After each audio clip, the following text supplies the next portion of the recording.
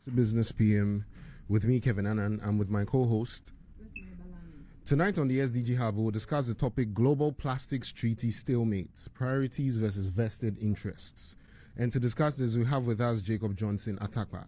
He's a project coordinator, Green Africa Youth Organization, GAYO.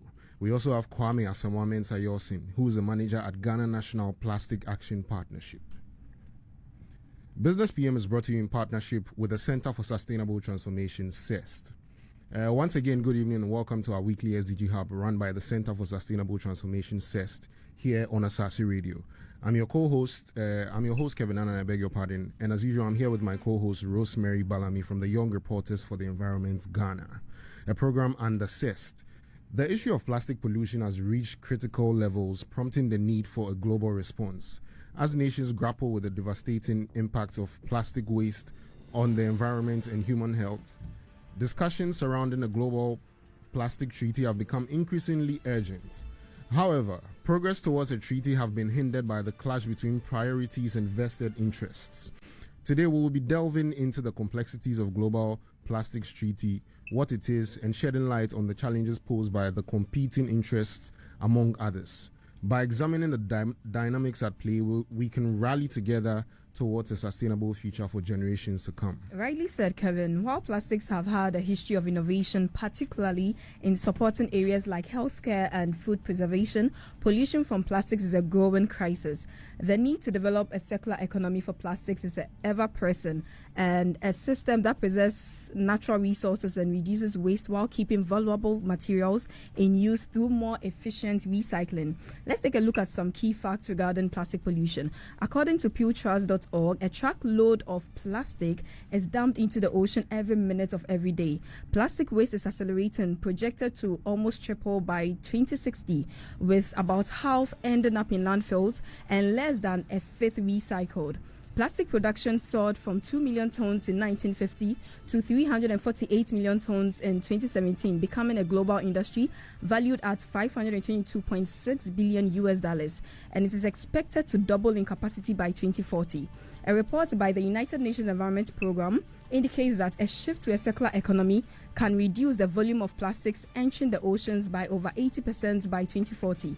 Reduce virgin plastic production by 55%, save governments $70 billion by 2040, reduce greenhouse gas emissions by 25%, and create 700,000 additional jobs, mainly in the global south. There has never been an urgent time to act on plastic pollution than now. Absolutely, and we are glad to be joined in the studios today by our seasoned guests in the space. They are well versed in the ongoing discussions on the Global Plastics Treaty.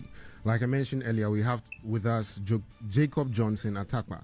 He's the project coordinator at Ghana Africa Youth Organizations, GAYO. We also have Kwame Asamoa Mensa-Yawson, manager at Ghana National Plastic Action Partnership. Gentlemen, you're welcome to our show. Thank you very much for having us. We'll start by having brief introductions of yourself. I start with Jacob. You can tell us briefly about yourself and what you do. Oh, thank you very much. Like you said, I work with Green Africa Youth Organization as a project coordinator, and I work in the Department of Circular Economy, but GAYO generally operates within three thematic areas: climate change, circular economy, and disaster risk reduction, because all are interconnected. And what we do is we try to find solutions to the environment's pressing needs, particularly in this phase of the three planetary crises. So through research, through advocacy, through engagement, but also more importantly, active project engagement. So we have an MRF at Ladadikotopo Municipal Assembly. We've partnered with municipal assemblies to sort of put all the advocacy that we do into action. And because we believe that you can do all the advocacy you need, but if you don't act on them, people can decide to follow you or not. And so action is always important here at Green Africa Youth Organization. All right, thank you. Kwame. Great. So my name is Kwame Asamoa Mensa-Yawson. I work with the National Plastic Action Partnership, which is a platform created by the Global Plastic Action Partnership to bring together different stakeholders from the public, private, civil society, and development partners. And the idea is that for us to address plastic pollution, we need that multi-stakeholder collaboration. And so Ghana is one of the countries in Africa which has this platform and is hosted by the Ministry of Environment, Science, Technology and Innovation. Awesome. Is it a public institution? No. So it's a platform that brings together the public, private, civil society, awesome, and development partners as well. That's good. Before we delve into the treaty, let's first look at the impact of plastics, right? How has plastics impacted the environment on a social, environmental, economic level? How would you say plastic has impacted the environment? Okay, great. So there are so many impacts we can talk about, right? So let's start with things around the economic side.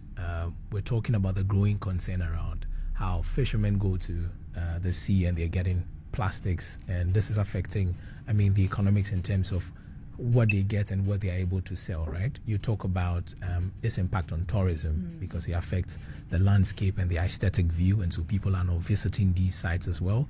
You talk about its impact on the marine life, right? We're talking about some marine species ingesting this into their system, leading to death, leading to injuries.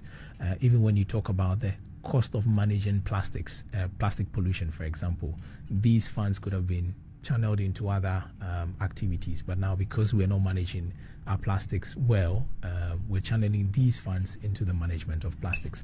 So there are different impacts, and I think these are just a few of them that I can highlight. All right, Jacob, would you like to add anything to that?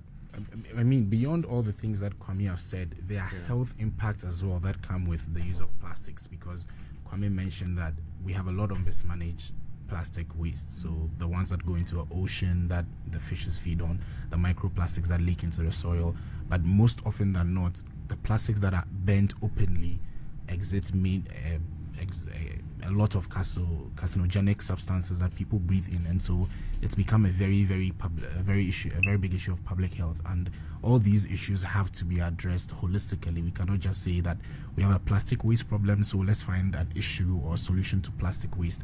I think that is the importance of the Plastics Treaty, to look at this from a more holistic perspective and see what we can do upstream, midstream and downstream to be able to solve the problem. Okay, still on you, Jacob. What is the current state of the Global Plastics Treaty negotiations? How is it going?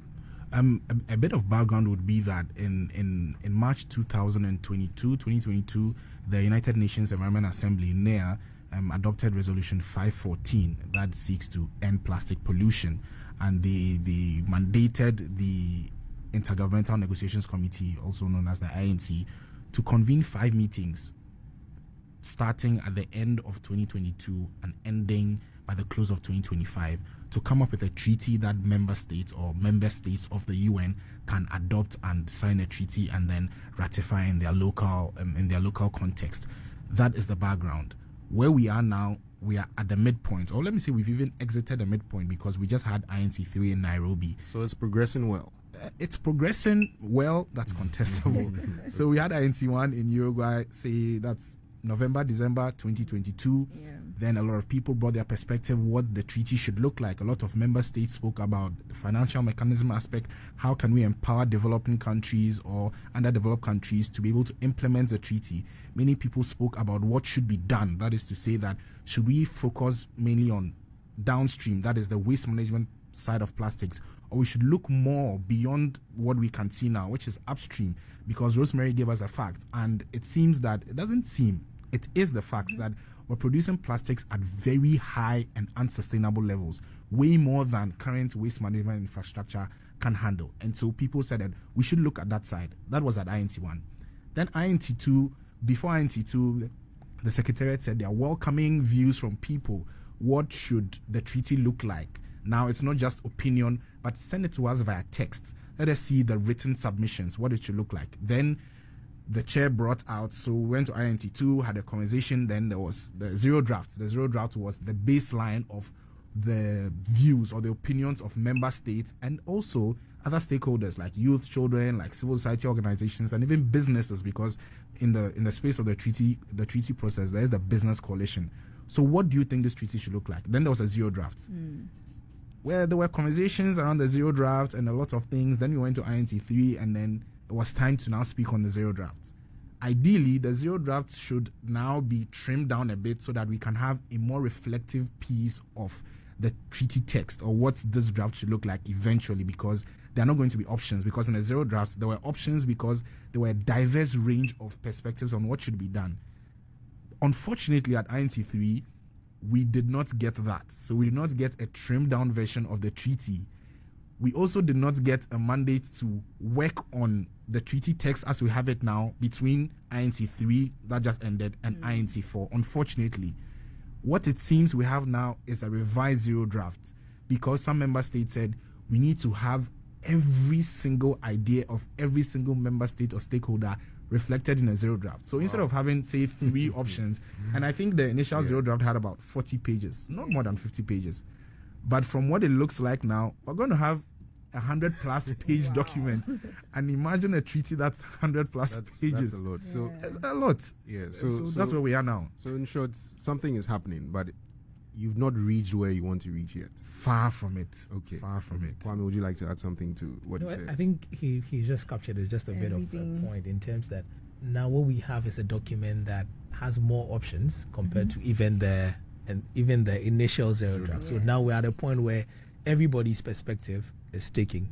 In a sense, is good, because now we have everybody's voice kind of on the table, and so we're at a point where the negotiations are going to start, and that's where it gets interesting, because now different parties are going to talk about why my opinion or why my perspective should be adopted. And so, like Jacob mentioned, INC4 and 5 would definitely be an interesting time. It's a long road ahead. Very. So what are the main priorities driving the negotiations from the perspectives of different countries, Kwame? So that will basically be captured in the zero draft that we've been talking about, which is essentially the submissions from the different countries. And when you look there, you look at different actions that address the plastics through its life cycle. So you're looking at things like plastic polymers, primary plastic polymers. You're looking at things such as avoidable and problematic plastics. You're looking at things like product design. You're coming to things like EPR schemes, which is extended producer responsibility, just transition, waste management. All these issues are in there. And so the zero draft looks at the full life cycle of plastics, and that is what majority of stakeholders are calling for. Now where we are now is picking each of these elements, what would be the level of measures that will be adopted. So for example, if you pick an action like use of recycled content, are stakeholders going to agree on a target of recycled content that should be in plastic products in their territory by a certain time frame? Then that way everybody would now have to make sure that maybe by 2030 every plastic product in my territory should have maybe 20% recycled content. And that's where now the discussions are moving to. Are we going to have these binding measures, or they're going to be voluntary that people have to decide what they want? So it seems this whole treaty is taking a tortoise do you think are some of the challenges or obstacles hindering the progress? Yeah, so I would say 2 things at the moment. I mean, there's been progress from 1 to 3. And the challenge that most people see and why they're calling this a stalemate is because, number one, there seems to be a significant majority of the stakeholders who are looking for a plastics treaty that addresses the full life cycle of plastics. However, there is concern that there are a minority group of stakeholders who are looking at a treaty that would only address downstream side of plastics, and that majority of them are seen as a concern. And so that is one reason why people are calling INC3 as a stalemate. The second reason is something that Jacob said as well, which is that people were of the view that at the end of INC3, we need to have what we call intersessional work. Intersessional work means work that will be done between the different sessions of the INC. Because the sessions are normally like 9 days, 7 days. You can't fully exhaust all the issues. So some issues are also technical that needs to be discussed, and then the briefing notes will come and then they can discuss it. There wasn't mandate or finality on that work, meaning that going into INC for all those discussions will have to start there. And people are worried that if that work doesn't happen before INC4, then it's going to be a long road, because now some of these technical issues that, for example, experts need to be brought on board to support in coming up with, for example, definitions, would not be done, and it would delay the process. And also, there seem to be, there are some countries calling for this Paris-style agreement, and some, I mean, I learned Africa is also calling for one collective effort towards it. Is that also one of the reasons why this whole thing is slowing down? Let me say yes, because Africa negotiates as a group, the Africa group of negotiators, and the Paris style is So, a lot of climate agreements issues are reached based on consensus. Yes. That is to say that if there is one person in the room who has an issue with something, we cannot move forward. That means that each country has a veto. Yeah. And then there is what we want to see as an effective treaty. That is to say that we agree. Consensus is very democratic. Yeah. But if it comes to a point where we cannot reach consensus, there must be voting, because voting is equally democratic.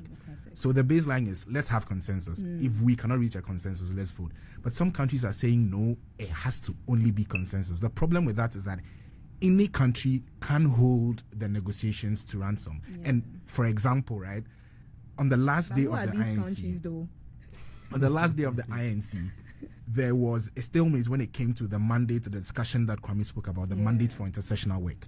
Then one member state said that, something, we reach a stalemate, we've consulted with a couple of countries, let's just go back into the informal session and try to iron it out. Then one country says, no, we cannot do that because the matter has been closed. And another country says, we cannot do that because the matter has been closed. Two countries say, even though a lot of people in the room say we can make progress finally, we should not go ahead, and that is the end of it. Wow. So even though we could have had the mandate for intersessional work that could have discussed primary plastic polymers, polymers of concern, toxic chemicals, financial mechanism, all the issues before we get to INC4, two countries say, no, we cannot do that. Who are these countries? So in the specific example that I give, there's a group called the like-minded group of friends, sort of. So there's a high ambition coalition that a couple of countries say, we need to be very ambitious. Let us cut plastic production down very significantly. And for me and for civil society, we are saying that cut plastic production as much as 70%, because the levels that we are now are very unrealistic. You cannot manage your way out of this problem, because if we could, we wouldn't be facing a problem now. We'd have managed all the plastic waste in a very environmentally sound way and won't be here. So we are saying cut by 70%. High Ambition Coalition says cut by significant number. They're not really giving us the 70% nod, but significant number is good. Then like-minded group of friends say, no. Who are the like-minded group of friends? So the she wants you to mention names. I'll get there very soon. So the spokesperson, the first time I heard them speak, Iran spoke for them. Okay, Iran. Iran spoke for them.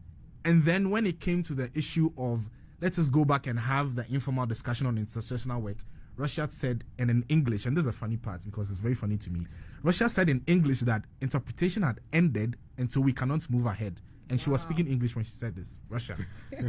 And the thing is that when the conversation on intersessional work was happening, everybody was speaking English in the room. Yeah. Every party was speaking English in the room.